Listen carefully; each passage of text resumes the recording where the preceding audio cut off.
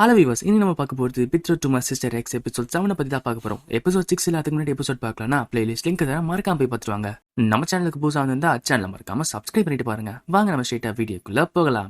Episode ஓப்பனிங்ல மியாவும் 2 மாசத்துக்கு முன்னாடி பேரன் ஷடரனோட பொண்ணு லேடி அனஸ்தீசியா ஒரு கேரேஜை வாடகை எடுத்தாங்க. அதுல அவங்க கிரனடோ கேசலுக்கு பிரயாணம் செஞ்சாங்க. பயணம் செஞ்ச கொஞ்ச நாளைக்கு அவங்க நிம்மதியா போயிட்டு இருந்தாங்க. ஆனா ராயல் கேபிட்டல் நெருங்கினப்போ கொள்ளக்காரங்க அவ கேரேஜ் தாக்குன்னு சொன்னாங்க. லேடி அனஸ்தீசியா அவங்ககிட்ட தப்பிச்சு ஓடுறப்ப தவறுதலா ஆறுல விழுந்து அடிச்சு போயிட்டாங்க. அந்த கேரேஜோட டிரைவருக்கு ரொம்ப அடிபட்டுச்சு. அவரால் எதுவும் பண்ண முடியல. அந்த கேரேஜும் அழிஞ்சு போயிடுச்சு. அதுல இருக்க பொருளை திருடு போயிடுச்சு. அந்த டிரைவர் வாக்குமூலப்படி இதுதான் நடந்த விஷயம். இப்போ வரைக்கும் லேடி அனஸ்தீசியாவோட பாடியை கண்டுபிடிக்க முடியல. ஆனா அவங்க பழைக்கிறதுக்கு கண்டிப்பா வாய்ப்பு இல்லைன்னு அவங்க நம்பிட்டு இருக்காங்க. தாமசம் ஆனா அவங்க தம்பி செட்டுக்கிட்டு இருந்து இந்த லெட்டர் வந்திருக்கு. நம்மளோட அக்கா அனஸ்தீசியா வீட்டுக்கு வந்துட்டாங்கன்னு போட்டிருக்கு. ஒருவேளை லேடி அனஸ்தீசியா ஊரிட இருந்தா கண்டிப்பா லேடி மாதிரி லார்ட் கியூரஸை விட்டு விலகி போயிடுவாங்கல்ல. மியாவும் ஆனா மாஸ்டர் உண்மையா மாறி தான் காதலிச்சிட்டு இருக்காரு. அப்படின்னா யாரோ ஒருத்தர் இதை முறியடிக்கணும்னு சொல்லிட்டு வில்லன் ரோல் எடுத்து பிளே பண்ணிட்டு இருக்காங்க.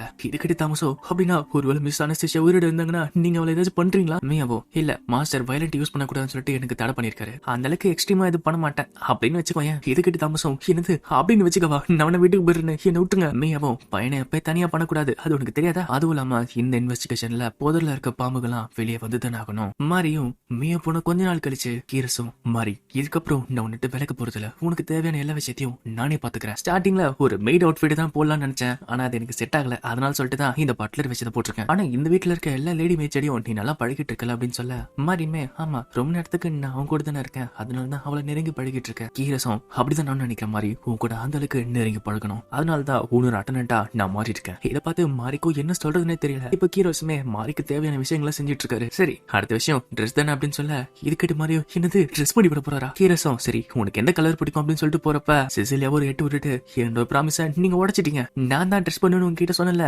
அப்புறமேட்டு நீங்க பண்றேன்னு சொல்றீங்க. கீரஸும் அது ஏமா இப்படி எட்டு விட்டு சொல்றேன், வாயால சொல்லக்கூடாதா? சிசிலியாவோ மாரிய தொடர்றதுக்கு ஏதாச்சும் ஒரு காரணத்தை வச்சிருக்கீங்க கரெக்டா? உல்ஃபங் பட்லர் வந்துட்டு சரி சரி அந்த கோச்சி கதை சிசிலியா, அதுக்குன்னு மாஸ்டர் கிட்ட ஓரளவு நடந்து கூடாதுல, ஆனா அவருக்குன்னு இருக்க ஆசையெல்லாம் இப்படி வெளிப்படையா சொல்லக்கூடாது அப்படின்னு சொல்ல கீரஸும் நான் என்ன நினைச்சேன் இப்ப அடுத்த நாள் காட்டுறாங்க. கீரஸும் மாறி இன்னும் ஒரு டேட்டுக்கு போ அப்படின்னு சொல்ல இதுகிட்ட மாரியும் புரியாம இருக்க கீரஸோ இன்னைக்கு காலையில லீஃபான் கிட்ட இருந்து எனக்கு ஒரு லெட்டர் வந்துச்சு, உங்களுக்காக ஒரு பெரிய கிஃப்ட் நான் ராயல் கேபிட்டல்ல செஞ்சு வச்சிருக்கேன், அதனால உடனே வாங்கன்னு போட்டிருக்கு, அதனால எங்கூட டேட்டுக்கு வரியா? நம்ம 2 பேர் மட்டும் தான். மாரியும் ஓகேன்னு சொல்ல அவங்களுமே அந்த டேட்டுக்கு ராயல் கேபிட்டலுக்கு போறாங்க. ஆனா போறப்ப நோவல் மாதிரி இல்லாம சராசரி மக்கள் மாதிரி ட்ரெஸ் போட்டிருக்காங்க. மாரியும் இதுமே நல்லதா இருக்கு லார்ட் கீரோஸ் அப்படின்னு சொல்ல கீரோஸும் யாருக்கும் தெரியக்கூடாதுன்னு சொல்லிட்டு தான் இந்த விஷயம் போட்டிருக்கோம், அதனால என்ன லார்ட் கீரோஸ்னு கூப்பிடாத, கீரோஸ் நீ கூப்பிடு. சரி லிவ் வரதுக்கு கொஞ்ச நேரம் ஆகுது, அதனால சுத்தி பார்க்கலாமா? மாரியுமே சரி போலாம்னு சொல்லிட்டு கையை பிடிச்சிக்கிட்டு ஒன்னா போறாங்க. அப்படி கட் பண்ணி இந்த சைடு காட்ட தாமஸும் ஓ அப்ப இந்த இடத்துல இருந்தா லேடி மாதிரி வந்தாங்களா? மியாவும் இதுதான் ஷட்டர் லேண்ட்ஸ், இந்த இடத்துல தான் நிறைய வீட் பேஸ்ட் ஃபார்மிங் நடந்துட்டு இருக்கு, இந்த இடத்துல தான் மெஜாரிட்டி விவசாயம் நடந்துட்டு இருக்கு அப்படின்னு சொல்ல தாமஸும்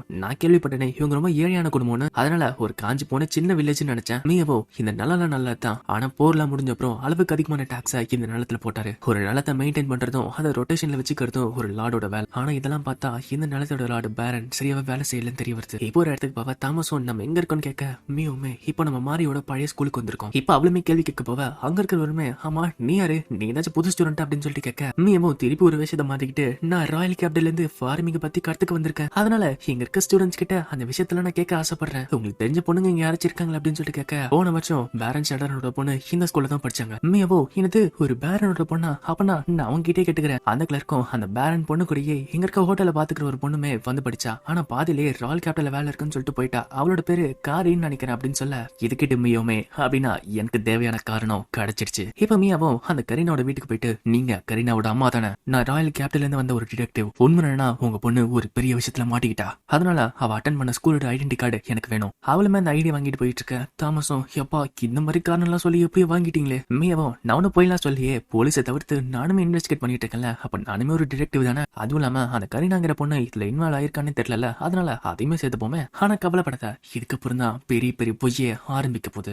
இப்ப அவங்களுமே அந்த இடத்துக்கு போவ மியாவுமே பேரன் ஷடனோட வீட்டுக்கு போறோம், அதனால உன்னோட பேக்ரவுண்ட் பத்தி அவங்களுக்கு வெளியே தெரியக்கூடாது. தாமஸும் ஆமா போறப்ப ஒரு பிளான் பண்ணிட்டு போலாமே அப்படின்னு சொல்ல மியாவுமே போற போக்குல நான் சொல்றேன் அப்படியே கூட அடாப்ட் ஆயிக்கோ. தாமஸும் இதுக்கு நீ வாய மூட்டுருன்னு சொன்னா கூட நான் கம்முன்னு இருந்திருப்பேன். அவங்க அந்த இடத்துக்கு போவ தாமஸும் அடையப்பா சூப்பரா இருக்கு இந்த வீடு அப்படின்னு சொல்ல மியாவும் ஆமா இந்த மேன்ஷன் நல்லா இருக்கு, ஆனா இதை சரியா மேனேஜ் பண்ணல. அவளை கேட்டு திறந்துகிட்டு உள்ள போவ அங்க வேலை செய்யற மாதிரியுமே ஆமா நீங்களும் யாரு ஏதாச்சும் விற்கணும்னு வந்தீங்கன்னா அப்படியே திரும்ப ஓடிடுங்க. மியாவோ தாமஸை பிடிச்சிட்டு நான் தான் கரீனா, இவர் தான் என்னோட ஃபியான்சே ஹென்றி, இது என்னோட ஃப்ரெண்டு மாரியோட வீடு தானே அப்படின்னு அந்த ஸ்கூல் ஐடியா காட்ட இதை கேட்ட அந்த மேடம் என்னது அந்த வெத்து வெட்டு பொண்ணுக்கு ஒரு ஃப்ரெண்டா, அவளும் நான் மாரிய கேப்டன்ல பார்த்தேன் ஸ்கூல்ல பொண்ணா படிச்சோம் அங்கதான் ஃப்ரெண்ட் ஆனோமே, அந்த மேடம் உண்மைதான், அந்த பொண்ணு இப்ப கேபிட்டல்ல தான் இருக்கு. மியாவும் அவ என்கிட்ட ஒண்ணு சொன்னா, என்னன்னா இந்த இடத்துல அவளுக்கு பிடிச்ச விஷயத்த ஒண்ணு வச்சிருக்கலாம், அதை எடுத்து வர சொன்னா என்கிட்ட. அதனால மாரியோட ரூமுக்கு என்ன கூட்டு போறீங்களா? இதை கேட்ட அந்த மேடம் அப்படின்னா உடனே உங்க வேலை முடிஞ்ச உடனே டக்குன்னு கிளம்பிடுங்க. இப்போ அந்த பெரிய மேன்ஷனுக்கு போவாங்க. பார்த்தா வெளியே இருக்க ஒரு வீட்டுக்கு போய் இதுதான் மாரியோட ரூம்னு கட்டுறாங்க. அந்த மேடம் அந்த பொண்ணுக்கு எந்த பேசிக் விஷயமே கத்துக்க கஷ்டமா இருந்துச்சு. சமைக்கிறது, கிளீன் பண்றது எல்லாமே கத்துக்கிறதுக்கு ரொம்ப டைம் எடுத்துக்கிட்டா. அதனால எப்பயுமே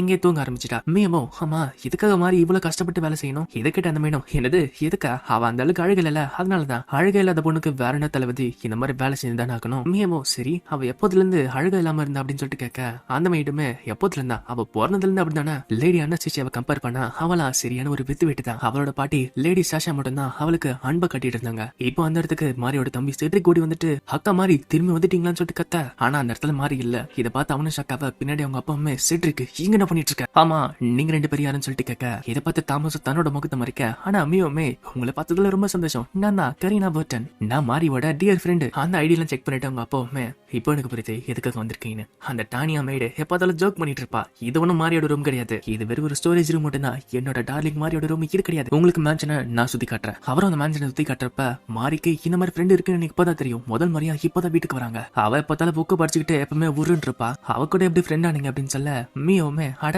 அவ எப்பவுமே சந்தோஷமா இருப்பா, அவளை எல்லாருக்குமே பிடிக்குமே. அவரும் அப்படியா ஒரு அப்பாவா, எனக்கு அதை கேட்கறதுக்கு சந்தோஷமா இருக்கு. ஆமா ஏதோ ஒரு பொருளை விட்டு போயிட்டான்னு சொன்னாலே என்ன பொருள் எடுக்க வந்திருக்கீங்க? மியவும் அட அதெல்லாம் சொல்ல முடியாது, அது ஒரு சீக்ரெட், ஏன்னா அது ஒரு பொண்ணுக்கு முக்கியமான விஷயம். அவரோட ஒரு ரூம் கட்டிட்டு இதுதான் மாரியோட ரூம், இதுல போய் என்ன வேணுமோ தேடிக்கோங்க. தாமஸ் இதை பார்த்து மனசுக்குள்ள அட நிஜமால உங்களுக்கு ஒரு ப்ராப்பரான ரூம் இருக்கு போலயே. ஆனா மியவும் இதை பார்த்துட்டு அட பேரன் என்கிட்ட விளையாடாதீங்க, இது அவங்க அக்காவோட ரூம் தானே. அவங்க பவுஷா கேட்டு ஆமா எதை வச்சு இது அவங்க அக்காவோட ரூம்னு சொல்றீங்க? மியவோ நீங்க சொன்ன மாதிரி மாரிக்கு புக் படிக்கிறதுனா ரொம்ப பிடிக்கும்ல, அப்போ அவ ரூம்ல ஒரு புக் ஷெல்ஃப் கூட இல்லன்னா அவளோட ரூம்னு எப்படி சொல்ல முடியும்? அதனால எங்ககிட்ட பிராங்க் எல்லாம் பண்ணிட்டு இருக்காதீங்க, எங்களை உங்களால ஏமாத்த முடியாது. இது கிட்ட அவங்க அப்பாவுக்கும் என்ன சொல்றதுன்னு தெரியல. அட ஆமால நான் மறந்து போயிட்டேன், நான் தேவலவங்க வந்துட்டேன், உங்களுக்கு இப்போ உண்மையான ரூமை காட்டுறேன், இதோ இதுதான் மாரியோட ரூம் அப்படின்னு சொல்லிட்டு அவரோட பர்சனல் ரூமை காட்டுறாரு. தாமஸும் அப்போ நிஜமாலி இதுதான் லேடி மாரியோட ரூமான்னு சொல்லிட்டு கேட்க மியவும் அங்க இருக்க ஜன்னலை திறந்து விட தாமஸும் என்ன பண்ணிட்டு இருக்கீங்க அப்படின்னு சொல்லிட்டு கேட்க மியவும் ஒரு நிமிஷம் கவனிரு, இது கீழே பேரனோட வைஃப் பக்கத்து ரூம்ல தான் இருக்காங்க போல. தாமஸும் அது என்னன்னு சொல்லிட்டு கேட்க அந்த ரூம்ல அவங்க வைஃபுமே அட அது ரொம்ப அழகா இருக்கு அனசிஷி அப்படின்னு சொல்ல இது கேட்டு அவனுக்கும் ஷாக்கா இருக்கு. இப்ப சத்தம் கேட்டு மியவும் அந்த கதவு சாத்த பின்னாடி அந்த பேரனை வந்துட்டு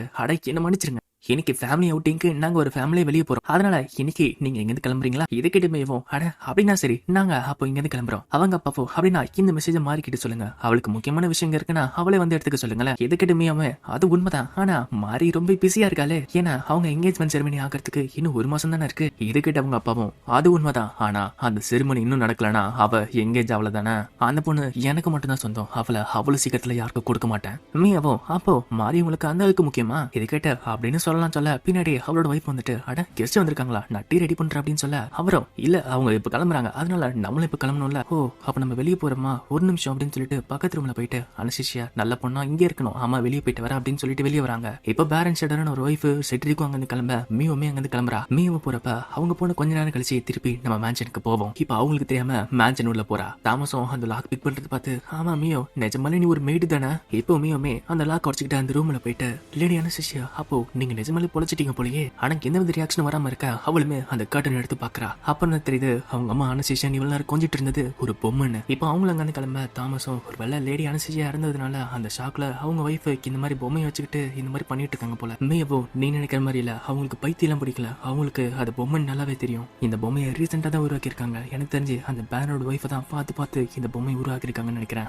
தாமஸும் ஆனா அது நிஜமான ஆள் மாதிரி இருக்கு. மேயவோ அது உண்மைன்னு சொல்லலாம், ஏன்னா அதுல இருக்க முடி உண்மையான முடி, ஏன் அந்த ட்ரெஸ்ஸுமே உண்மையான ட்ரெஸ் தான். போலீஸ் இன்வெஸ்டிகேஷனை நம்ம ரெஃபரன்ஸா எடுத்துக்கிட்டோம்னா அவங்க இறந்து போன அன்னைக்கு இதே மாதிரி ஒரு ட்ரெஸ் தான் போட்டுட்டு இருந்தாங்க. தாமஸும் என்ன சொல்றீங்க, ஆனா மிஸ் அனஸ்டேஷியா தான் அந்த ஆள்ல விழுந்து இறந்து போயிட்டாங்களே, உடம்பு கூட கண்டுபிடிக்க முடியலன்னு சொன்னீங்களே, அப்படின்னா அவங்களோட உண்மையான முடியும் ட்ரெஸ்ஸும் எப்படி கிடைச்சது? மியவும் ஆமா இந்த இன்சிடென்ட்ல நம்மளுக்கு தெரியாத விஷயங்கள் நிறையவே இருக்கு, நிறைய லூப் ஹோல்ஸ் இருக்கு. இதுபடி பார்த்தா சரி உடனே நம்ம திரும்பி போவோம், ஒருத்தர்கிட்ட நான் நிறைய கேள்வி கேட்க வேண்டியது இருக்கு. தாமஸும் நீங்க யார சொல்றீங்கன்னு கேட்க மியோவுமே அந்த கேரேஜ் ஓட்டு இருந்த டிரைவர் போய் சொல்லிட்டு இருக்கான். அப்படியே கட் பண்ணி இந்த சைடு பார்த்தா மியோவும் கீரோஸுமே அந்த மார்க்கெட்ல என்ஜாய் பண்ணிட்டு இருக்காங்க. அவளும் கீரஸும் ஹிப்ஸான்ற டிஷ்ஷை போனா ட்ரை பண்ணிட்டு இருக்காங்க. மாரியுமே அந்த ஐஸ்கிரீம் கேம் விளையாடிட்டு இருக்கா. இப்ப அவளுமே அதை சாப்பிட்டு பார்த்துட்டு ஆட ரொம்ப நல்லா இருக்கு, உங்களுக்கு வேணுமான்னு கேட்க, ஆனா இந்த சைடு பார்த்தா கீரஸுமே இவ ரொம்ப கியூட்டா இருக்கான்னு சொல்லிட்டு கண்ணு மூடிட்டு இருக்கான். இப்ப அவங்களுமே ஒரு கடைக்கு போவ. கீரஸுமே இந்த இடத்துல வெளிநாட்டு பொருட்கள் நிறையவே இருக்கும். இன்னொரு ட்ரெஸ்ல ஹிப் சில்க நீ யூஸ் பண்ண ஆரம்பிச்சேன்னா அப்புறம் வேற ட்ரெஸ் போடவே உனக்கு பிடிக்காது. மாரியும் நம்ம சந்திச்சிருக்கப்ப இதே மாதிரிதான் சொன்னீங்களா, சரி கீரஸும் உங்களுக்கு இன்னைக்கு ஒரு பிரசன்ட் நான் வாங்க போறேன். லேலுக்கு அந்த லெட்டருக்கு நான் டிரான்ஸ்லேட் பண்ணதுக்கு நிறையவே காசு கொடுத்துருக்காங்க, அதனால அதை வச்சுக்கிட்டு ஏதாச்சும் வாங்கலாம்னு சொல்லிட்டு அவ்வளவு பிரைஸ் டேக் செக் பண்ண அது பார்த்து அவ வாய் பொழந்து போயிடுறா. கீரஸும் இங்க இருக்கிறது எல்லாமே டாப் குவாலிட்டி இம்போர்ட் ஐட்டம், அதனால எல்லாமே இந்த விலையில தான் இருக்கும். கீரஸும் சரி மாறி மென்ஷன் பண்ண எல்லா ட்ரெஸ்ஸுமே நான் வாங்கிக்கிறேன் அப்படின்னு சொல்றான். மாறி வெளியே வந்துட்டு திருப்பி சேஞ்ச் ஆகிறதுக்கு டைம் ஆகும் அப்படின்னு சொல்லிட்டு வெளியே இருக்க மோதிரங்களை பாக்குறா. இங்க இருக்கிறது எல்லாமே நல்லா இருக்குல்ல, லார்ட் கீரஸ்க்கு நல்லா இருக்குன்னு சொல்லிட்டு பாத்துட்டு இருக்க. பின்னாடி திடீர்னு யாரும் மாறின்னு கூப்பிட இது கேட்ட உடனே அவன் மைண்டுக்குள்ள அனுஷ்டிச்சா தான் ஞாபகம் வருது. அக்கான்னு சொல்லிட்டு அவளுக்கு திரும்பி பார்க்க, ஆனா அங்க வேற எவனோ ஒருத்தர் இருக்கான். அவனோ என்னாச்சு நீங்க தனியா வந்திருக்கீங்களா, நான் காஃபி சாப்பிட போலாமா அப்படின்னு சொல்லிட்டு கூப்பிட, ஆனா மாரியும் மனசுக்குள்ள இவனை கஸ்டமர் பிடிச்சிட்டு இருக்கானா, இல்லங்க நான் ஆல்ரெடி சாப்பிட்டுட்டேன். அவன் அவன் கை பிடிச்சிட்டு அப்படின்னா நம்ம டீ சாப்பிட போவோம், இன்னொரு ட்ரீட் அப்படின்னு சொல்லிட்டு இருக்க. அவனும் நீ கியூட்டா இருக்க அப்படின்னு சொல்ல, இதை பார்த்து அவளுக்குமே என்ன சொல்றதுன்னே தெரியல. எனக்கு ஹெல்ப் பண்ணுங்க லார்ட் கீரஸ் சொல்லிட்டு கத்த. கீரஸ் அவன் சட்டையை பிடிச்சி தூக்கிட்டு அவளுக்கு தான் பிடிக்கலன்றால அடுத்து இன்னொன்னு அங்கிருந்து நடந்து போயிடணும். இதை பார்த்து அவனுமே என்ன மன்னிச்சிருங்கன்னு சொல்லிட்டு பயத்துல அங்கிருந்து ஓடி போயிடுறான். மாரியும் உங்களுக்கு பிரச்சனை கொடுத்ததுக்கு என்ன மன்னிச்சிருங்க அப்படின்னு சொல்ல, கீரஸும் இதுல உன்னோட தப்பு எதுவுமே இல்ல, ஆனா அவனை டேட்டுக்கு தானே கூப்பிட்டான், இந்த மாதிரி உனக்கு நிறைய வாட்டி நடந்திருக்கலாம் அப்படின்னு சொல்லிட்டு கேட்க, மாரியும் இல்ல நான் படிச்ச ஸ்கூல்ல எல்லா பசங்களுமே என்ன வெறுத்துட்டு தான் இருந்தாங்க, என் கூட யாருமே பேசினது கிடையாது, என்ன கண்டாலி ஒதுங்கி போயிடுவாங்க, திடீர்னு என்ன கையை காட்டி எல்லாரும் சிரிச்சிட்டு இருப்பாங்க, இதுக்கிட்டு கீரஸும் ஷாக்காயிட்டு அதுக்கு வாய்ப்பே இருக்காது, உன்ன மாதிரி ஒருத்தி அந்த மாதிரி நடத்திட்டு இருந்தாங்களா. மாரியும் இல்ல நான் அசிங்கமா இருக்கேன், என் முடி பாரு அந்த மாதிரி இருக்கும் அப்படின்னு சொல்ல, கீரஸும் எனது முடி அலங்குலமா இருக்குமா, ஓ இப்ப எனக்கு புரியுது, அதனாலதான் அவளை அந்த மாதிரி ட்ரெஸ்ல வச்சிருக்காங்களா. மாரி பக்கத்துல யாருமே வரக்கூடாதுன்னு சொல்லிட்டு தான் பேரண்ட்ஸ் அவளை இந்த மாதிரி வளர்த்திருக்காருன்னு நினைக்கிறேன். அவளோட அழக அவளுக்கே தெரியாத அளவுக்கு அவன் வளர்த்து வச்சிருக்கான். ஆனா எந்த அளவுக்கு அவன் மாறிய கட்டிப்பட்டு வச்சாலுமே அது நடக்காது. அவனு மாறி கைப்பிடிச்சிட்டு இதுக்கப்புறம் நான் உன்னை விட போறதில்ல, எப்பயுமே கூடதான் இருக்க போறேன். இதை பார்த்து மாரிக்குமே சந்தோஷமா இருக்க. ரெண்டு பேரும் ஒன்னா அங்க நடந்து போயிட்டு இருக்காங்க. ஆனா பின்னாடி யாரோ ஒருத்தன் அவங்கள பாத்துட்டு இருக்கான். இதோட இந்த எபிசோடு முடியுது. இந்த வீடியோ உங்களுக்கு பிடிச்சிருந்துச்சுன்னா மறக்காம லைக் பண்ணுங்க, ஷேர் பண்ணுங்க. நம்ம சேனலுக்கு புதுசா இருந்தா சேனல் மறக்காம சப்ஸ்கிரைப் பண்ணிட்டு பாருங்க. நான் உங்களை அடுத்த வீடியோல சந்திக்கிறேன். Until then, bye bye.